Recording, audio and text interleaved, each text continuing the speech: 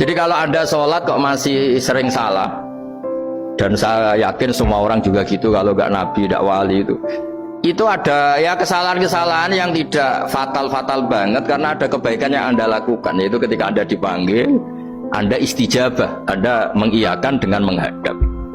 Ya, itu sudah bagus. Nah, setelah menghadap ternyata disuruh apa itu tidak nurut. Disuruh apa gak nurut itu satu kesalahan yang tidak mengganggu poin pertama tadi, Anda menghadap. Sehingga banyak cerita di hadis-hadis, ada sahabat yang zaman itu tidak soleh-soleh banget. Zaman itu ketika Nabi, saya ini mau sholat ya Rasulullah, tapi jangan diminta berhenti dari begini-begini. Beliau menyebutkan sekian kemungkaran sahabat tadi. Nabi komentarnya itu sayan hahumayakul. Nanti kalau sering sholat lama-lama ya nggak begitu itu. Nah, ini kelirunya kita sebagai manusia. Lama-lama juga baik itu kita kira itu terus harus sekarang gitu loh.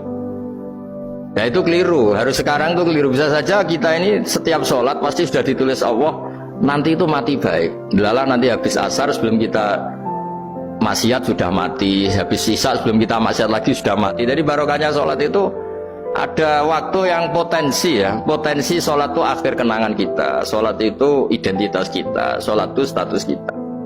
Nah, karena kita sholat itu pakai niat, niat itu komitmen.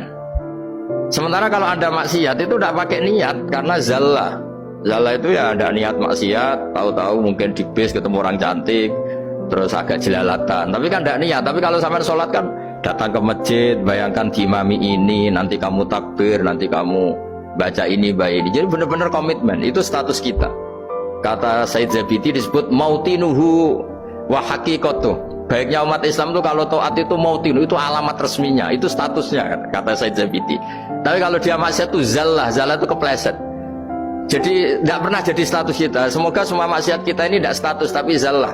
Jadi ketika taat itu status hakikat kita, maka fal'ubudiyah ya haqiqatuh wa mautinuhu wa dzatuh. Ini kata Said Abdul Az-Zabidi pengarang Itham. Orang Islam itu orang yang ketika ibadah itu identitasnya betul, ketika ibadah itu Allahu Akbar, dia berharap rahmatnya Allah gini-gini.